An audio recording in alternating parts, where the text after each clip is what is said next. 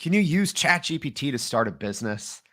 Something we've talked about many times on the show before, but most of those times we have an adult who has a lot of background experience come talk to us about how they use ChatGPT to start or grow a business.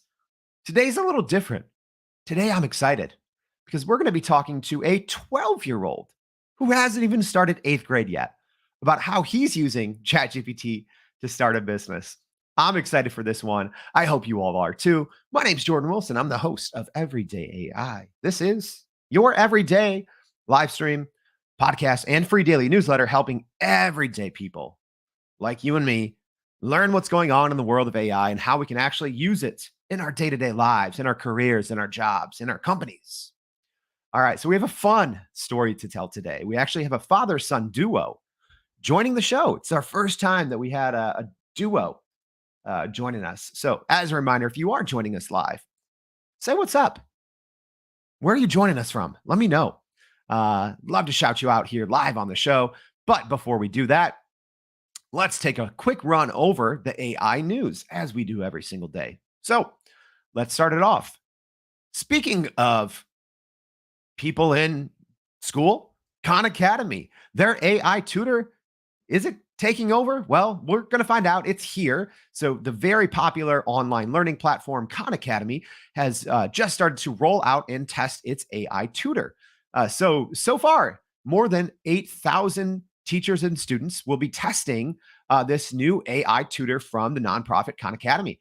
So more in the newsletter on that. I think it's going to be extremely exciting and also a lot of not confusion necessarily, but what does this mean for the tutoring world?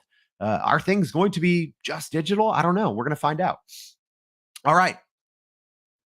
We always think, can AI read our minds? Well, some researchers from Singapore have developed an AI system that is actually doing that. So it is called Mind V's, I think. Mind VIs. So it is actually a system that is using brainwave patterns to visually recreate what the brain sees, right? We've talked about something similar on the show, but this one takes it a little further. So make sure to check that one out in the newsletter as well. Extremely interesting. And last but not least, the chip race. We talk about chips a lot on this show because I think it's important. It drives these GPU chips that drive generative AI. So important. So the news today is a SoftBank-owned company called ARM. They make chips and they are going to IPO. So they're going to be debuting, I believe, today on the NASDAQ. So the SoftBank group owns this ARM company, and they're going to be putting out their public offering today. So we'll see how this shakes things up with AMD and NVIDIA and some of the other large chip makers here in the US and abroad. So yeah, it's these chips, these GPU chips are actually so important with how we kind of power our future and with generative AI. So definitely keep an eye on that. All right. Good morning, Dr. Rastafah. Good morning. Checking in. Thank you for joining us. Dr. Harvey Castro, thank you for joining us. Trevor, it's early today. It is early, Trevor, especially if you're on our West Coast, right? And that's actually where our guests today are joining us. So let's go ahead and bring our father-son duo on. I'm excited for this. We have Kaz and Sam Keller joining us. Hey, all right. Great to be with you. Yeah. All right. I'm excited. So we have Sam Keller and his son, Kaz Keller. So Kaz, thanks for joining the show. I'm excited for this. You got to be a little tired. It is 5:30 a.m. in California, right? Okay. Yeah, I'm a little tired, but it's gonna be fun. Yeah. He's tired, but ready to go. So really quick, Kaz, I'm gonna throw something up on the screen here, but go ahead and tell people what you're doing because you started a company to help train people on ChatGPT. So tell everyone a little bit about kind of this project, Gen AI Academy.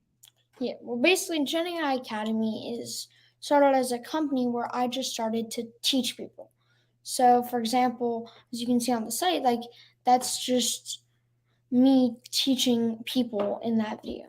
And then eventually, after I taught over 20 classes, we decided we came essentially at a fork. Like we decided whether it should just continue being just me, or if it could go, or if we could start teaching others how to teach like me. And that's what it became. As you can see up there, it says become a ChatGPT trainer, and that's basically just like how we're on a mission to kind of like help almost anyone teach about this new AI, as long as they're willing to just put like in their time, start making, and then they can just start making money. That's oh, sorry. I took away the wrong one there. So tell me a little bit, Kaz, where did you get this idea? How did it all start? Well, I mean, honestly, we kind of like the idea really like just started when I found out about ChatGPT. I was like, sitting in the car to Tahoe, and I saw this video on YouTube about how can an AI code a video game in less than 30 minutes. And so the video was really interesting, but I eventually just ended up using ChatGPT to be the like main AI that they Mhm. use. So I'm like, okay, what's this Chat GPT? Like, Right. Yeah, what is kind of like everyone, right? I think when people first saw ChatGPT, they're like, "What is this? What is this machine? Is it a search engine? What is GPT?" So talk a little bit, Kaz. So you saw a video, you were interested, right? So how did it turn from you being interested into something you saw on YouTube to now teaching people about it? What was that process like? Mhm. well, I'd say like in the beginning, I'm like, I sign up for it and I just ask ChatGPT, like, hey, ChatGPT, what is ChatGPT? And so it gave me this amazing description, and I'm like, it's a little too nerdy for me. Could you please explain it in an easier fashion? And that's really where it just started, where I was starting to basically already understand the parameters of ChatGPT. Like, how can you ask the right question, and how can you tune an answer? And I was already doing that. So I told my dad, and I'm like, Daddy, we need to see this. And then Okay, fast okay. forward 4 months, I have the idea. What if I start teaching people about AI, and then we're right here. You've made over $4,000. 4,500. Oh yeah, yeah. Don't forget that 4,500, Dad. So Yeah, come uh on. yeah. So Sam, tell me a little bit. So when your son Kaz comes up to you and he's like, "Hey, I saw this video on YouTube. I want to start teaching people." What was your reaction? Because you have a tech background yourself. So what did you think when Kaz came up to you with this idea?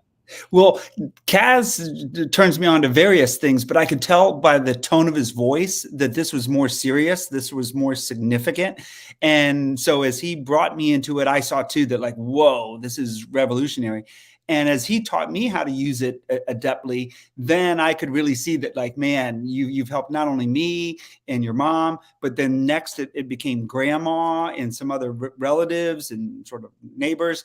And so then it became clear that there was real potential here. And we had the idea of just putting a message on Nextdoor, the online Mhm. platform that connects neighbors. And we were flooded with interest. So we looked at his schedule, created a few dates. ChatGPT had advised us to use Eventbrite to actually sell tickets. They sold out right away, just right over here in our living room. And so then he started using some of his proceeds to rent the boardroom at our local community center. So this little 12-year-old has been running them in a big quintessential boardroom.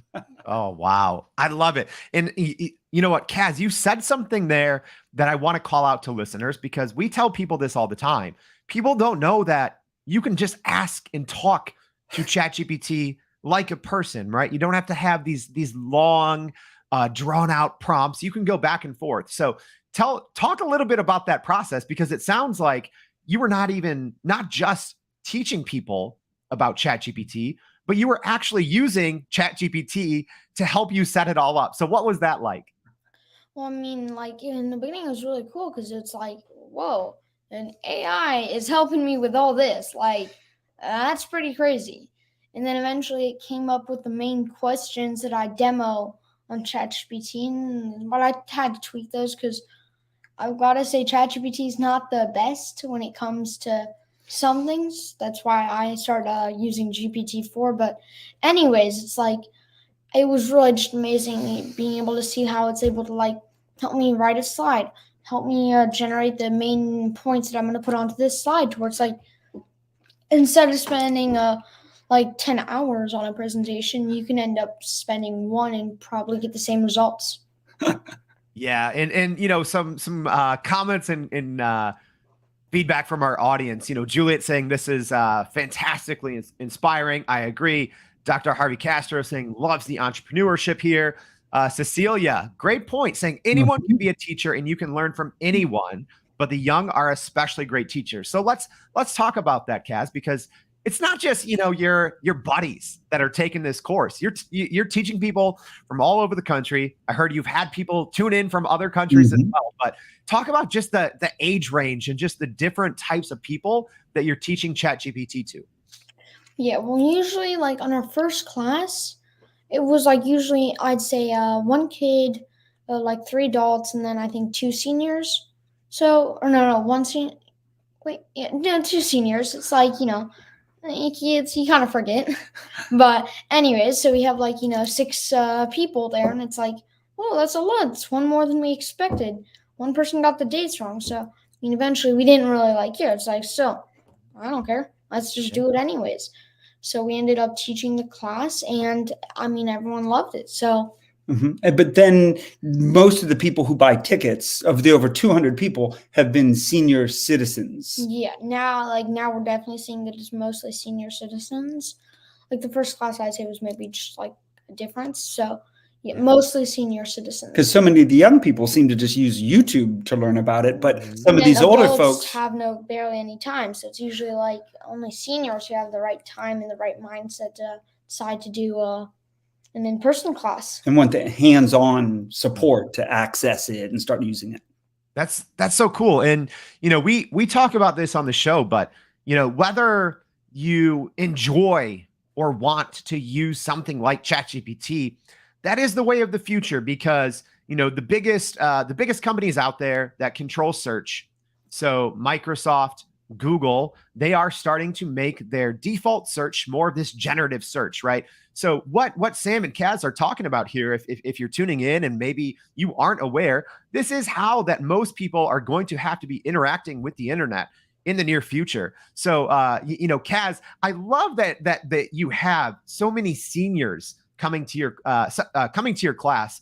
But Woozy's comment here, which I just had and kind of got it off screen, but he said that he felt kind of bad for your classmates because you're going to set the curve awfully high. But what do your friends and kind of classmates think about how you've used ChatGPT to start a business and you're making money off of it?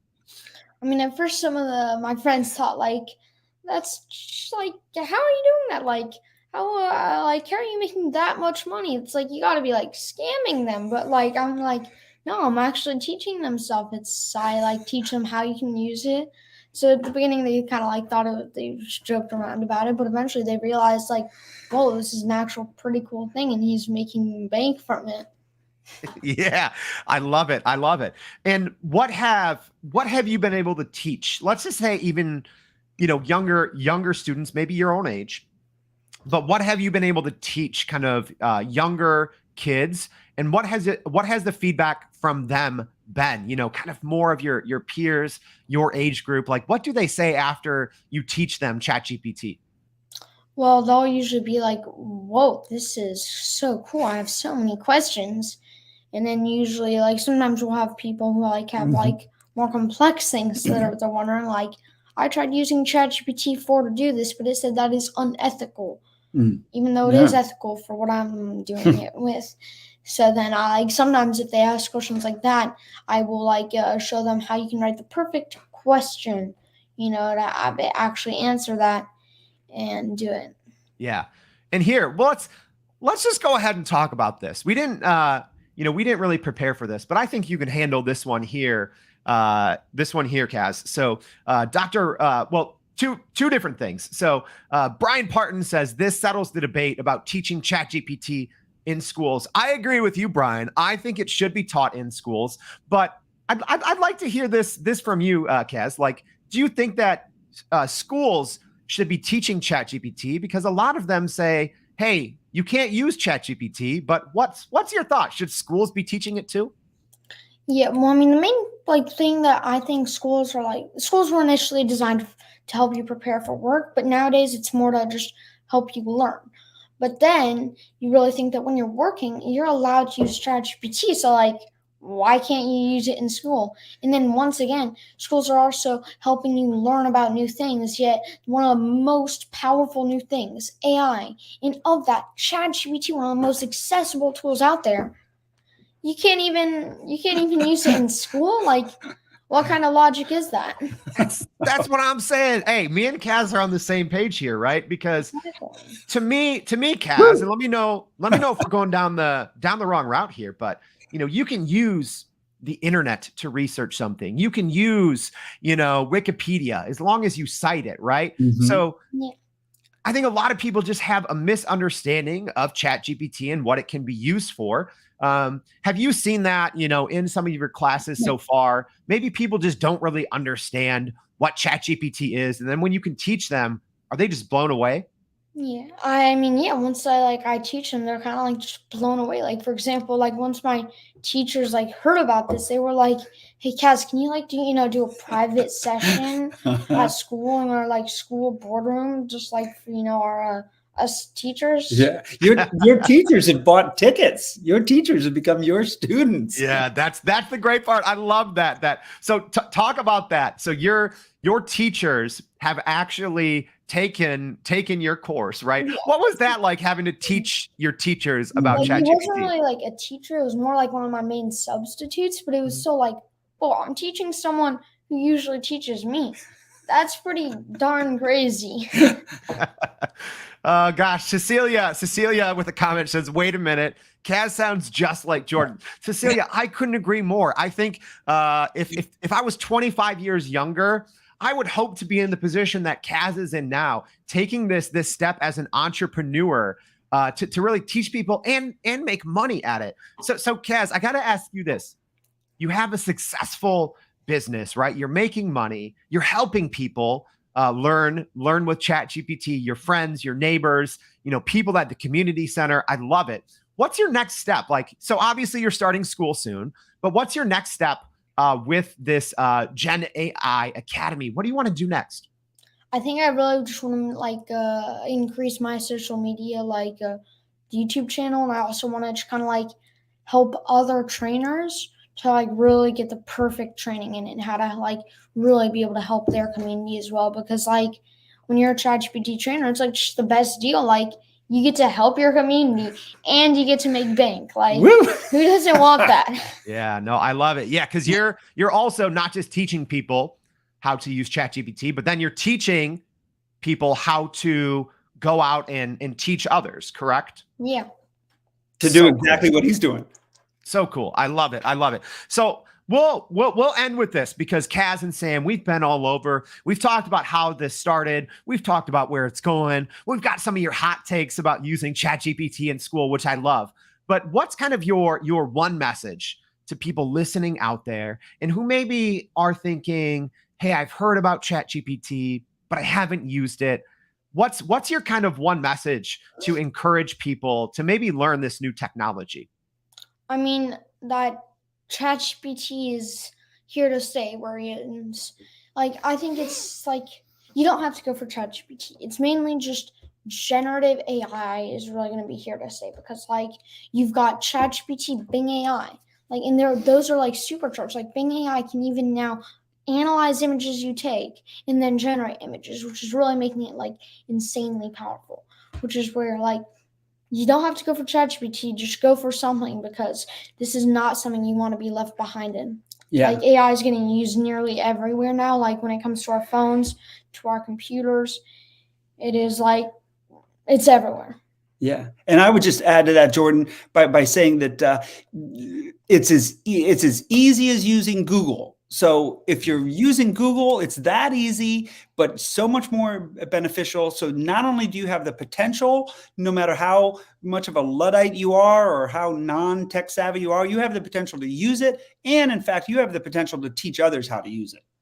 I love it. I love it. And like Kaz said, and I think we'll wrap everything up with this. He said, generative AI is here to stay. And we couldn't agree more. So, Kaz and Sam Keller, thank you so much for joining the Everyday AI Show. Appreciate it very much. All right. Love being on your show. Yeah. All right. Have a great day, Thank everyone. you. And if you're listening in and you're like, that was a lot, I want to make sure I catch more. I want to learn more. Don't worry. Make sure to go to youreverydayai.com. Sign up for the free daily newsletter. We're going to be recapping everything that we just talked about today on the show and more. So thank you all for joining us, and we hope to see you back again on Everyday AI. Thanks. See ya.